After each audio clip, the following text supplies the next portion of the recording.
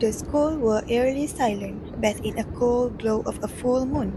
Aiman and Siti were the last students to leave. They hurried up packing their stuff. The final school bell had rang long ago. Suddenly,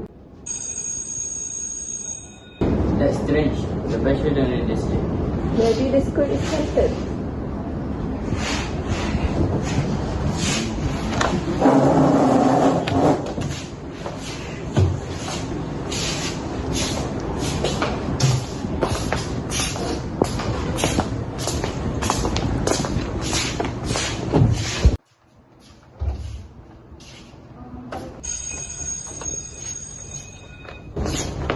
Do you know anything?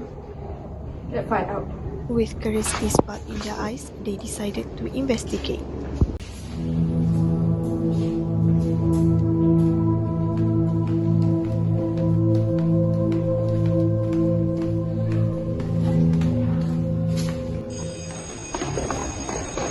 They tried searching for the sound and ended up opening one dusty old locker. There was an old crumbly letter. Aiman, look at this.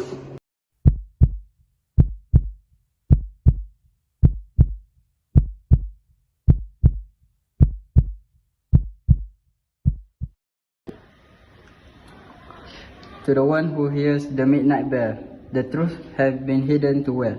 Seek the moon's light and you shall see the secret they took away from me.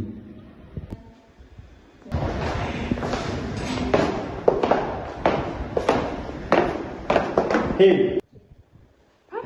What you doing here? You shouldn't be here.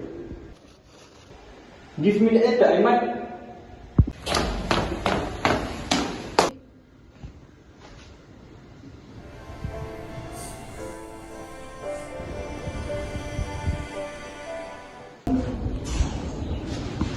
This school had a past no one talks about. Years ago, a student named Faris vanished on full moon night. Some say he ran away, but it's not sure.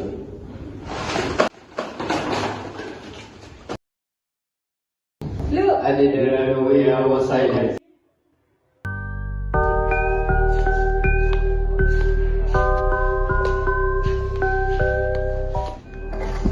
Someone was listening the whole time. It was Mrs. Laila, a retired teacher.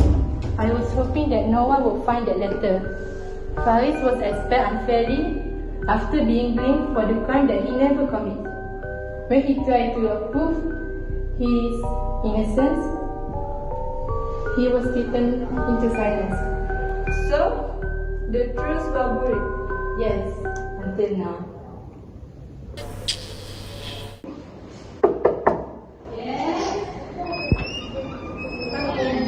Oh, I have been waiting for you guys to come here.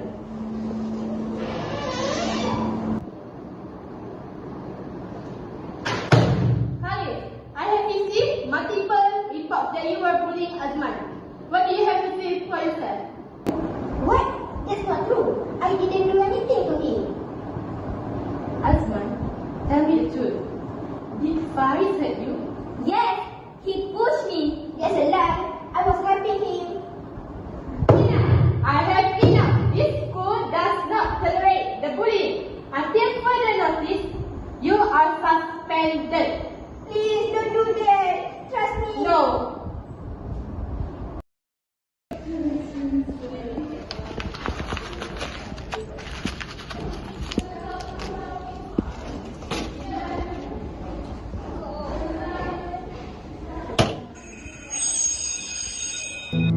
Overwhelmed by stress and depression, Faris found himself sinking deeper into despair, hurting himself as a way to escape the pain he couldn't put into words.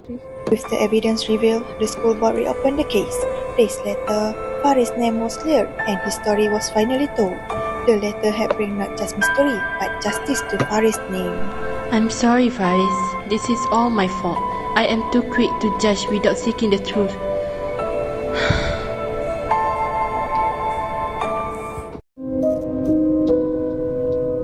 Thank you.